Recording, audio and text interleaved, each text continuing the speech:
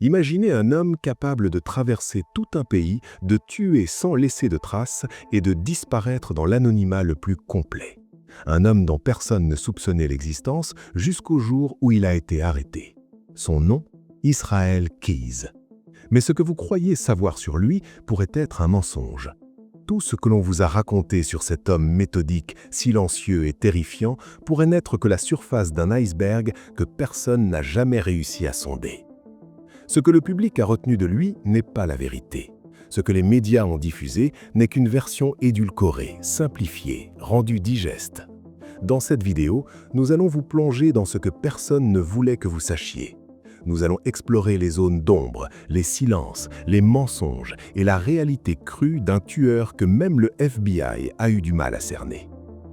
Israel Keyes n'était pas un tueur impulsif, pas un psychopathe en quête de célébrité, pas un meurtrier guidé par la vengeance ou la colère. Il n'y avait ni colère ni passion dans ses actes, seulement une froideur clinique, méthodique, calculée. Chaque décision, chaque mouvement, chaque crime était exécuté comme une tâche à accomplir, sans émoi, sans hésitation. Et pourtant, pendant des années, il a été invisible. Invisibilité totale. Ces crimes n'avaient pas de motif apparent, pas de signature identifiable, pas de zone géographique claire. Ils n'étaient pas limités par le territoire ni par le profil de ses victimes. Chaque meurtre semblait isolé, aléatoire, un fait divers qui passait presque inaperçu. Et c'est précisément cette capacité à échapper à tout profilage, à toute logique criminelle connue, qui a rendu Israel Keyes presque impossible à arrêter. Pendant des années, Keyes a voyagé à travers les États-Unis, parfois des centaines, parfois des milliers de kilomètres. Il planifiait ses crimes des années à l'avance. Il enterrait des armes, des manottes, des sacs, des outils dans des caches soigneusement choisies, souvent dans des lieux anodins, des forêts reculées, des parcs isolés, des bords de routes oubliés. Il pouvait laisser ces caches en place pendant des années sans y toucher, simplement en attendant le bon moment. Ce moment où la chance, l'opportunité et la solitude d'une victime coïncideraient parfaitement avec son plan. Et quand ce moment arrivait, il passait à l'acte, avec précision, sans hâte, sans bruit. Mais il ne s'agissait pas seulement de planification logistique. Israel Keyes avait une obsession particulière pour le contrôle. Chaque détail devait lui appartenir. Chaque crime devait rester à son rythme, selon ses conditions. Il choisissait ce qu'il révélait et ce qu'il retenait. Même lorsqu'il fut arrêté, il ne donna jamais le nombre exact de ses victimes. Il ne permit jamais au monde extérieur de comprendre complètement l'étendue de sa violence. Ce contrôle était peut-être plus important pour lui que le meurtre lui-même. Pour Keyes, être transformé en monstre médiatique aurait été une défaite, et c'est exactement ce qu'il évitait jusqu'au dernier jour. Lorsqu'il fut enfin interrogé par le FBI, les agents comprirent rapidement qu'ils ne pouvaient pas utiliser les méthodes classiques. Les menaces, la peur, la promesse d'une peine maximale, tout cela tombait à plat. Keyes ne répondait qu'aux conditions qu'il fixait. Il imposait le rythme.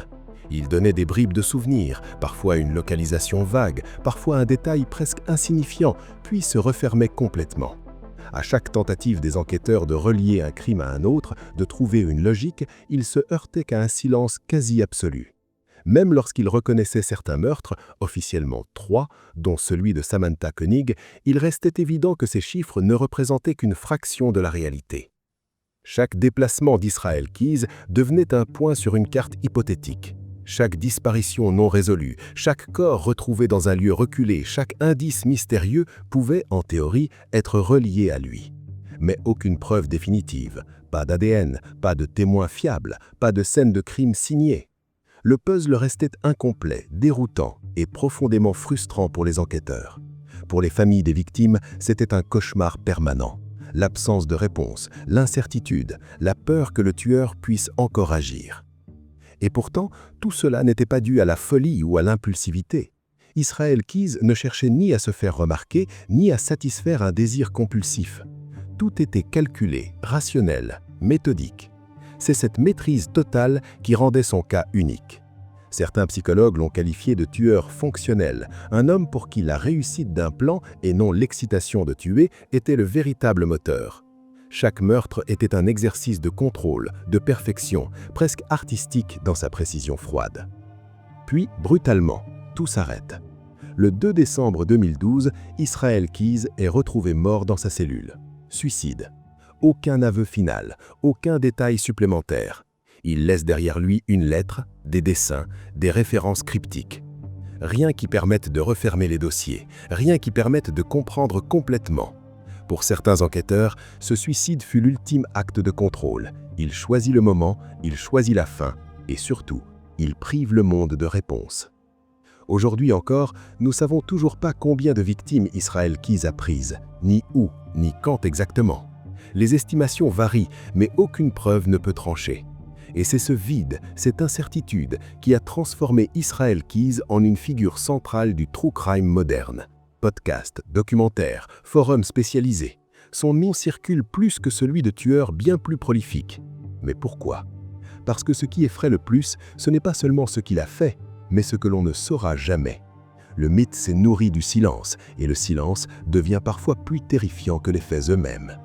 Ils ont essayé de le faire parler. Pas comme on interroge un suspect ordinaire, mais comme on négocie avec quelqu'un qui n'a plus rien à perdre. Dans les salles d'interrogatoire, le FBI comprend rapidement une chose essentielle. Israel Keyes ne réagit ni à la peur, ni à la menace, ni même à la perspective d'une peine maximale. Ce qui l'intéresse, c'est le contrôle. Il accepte de parler uniquement à ses conditions. Il impose le rythme. Il choisit les détails qu'il donne et ceux qu'il retient. À plusieurs reprises, les enquêteurs pensent toucher quelque chose. Une localisation vague, un souvenir fragmenté, une phrase lâchée presque par accident. Puis, plus rien. Keyes se referme. Il refuse catégoriquement que ces crimes soient rendus publics. Pas pour protéger les victimes, mais parce qu'il ne supporte pas l'idée que son récit lui échappe. Pour lui, être transformé en monstre médiatique aurait été une défaite.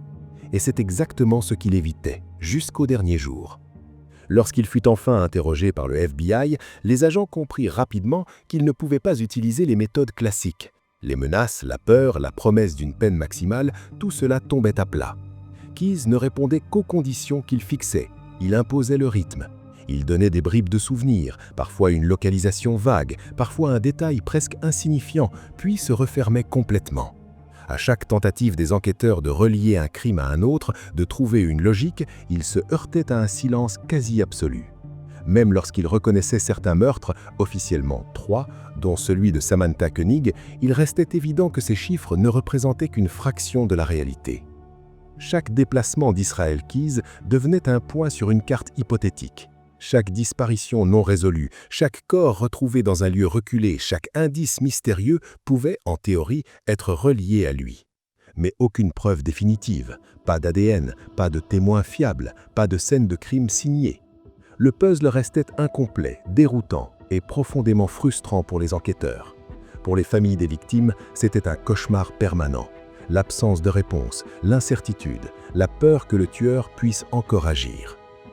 Et pourtant, tout cela n'était pas dû à la folie ou à l'impulsivité. Israel Keyes ne cherchait ni à se faire remarquer, ni à satisfaire un désir compulsif. Tout était calculé, rationnel, méthodique. C'est cette maîtrise totale qui rendait son cas unique. Certains psychologues l'ont qualifié de tueur fonctionnel, un homme pour qui la réussite d'un plan et non l'excitation de tuer était le véritable moteur. Chaque meurtre était un exercice de contrôle, de perfection, presque artistique dans sa précision froide. Puis, brutalement, tout s'arrête. Le 2 décembre 2012, Israel Keyes est retrouvé mort dans sa cellule. Suicide. Aucun aveu final, aucun détail supplémentaire. Il laisse derrière lui une lettre, des dessins, des références cryptiques. Rien qui permette de refermer les dossiers, rien qui permette de comprendre complètement. Pour certains enquêteurs, ce suicide fut l'ultime acte de contrôle. Il choisit le moment, il choisit la fin, et surtout, il prive le monde de réponses. Aujourd'hui encore, nous ne savons toujours pas combien de victimes Israel Keyes a prises, ni où, ni quand exactement. Les estimations varient, mais aucune preuve ne peut trancher. Et c'est ce vide, cette incertitude, qui a transformé Israel Keyes en une figure centrale du true crime moderne. Podcast, documentaire, forum spécialisé. Son nom circule plus que celui de tueurs bien plus prolifiques.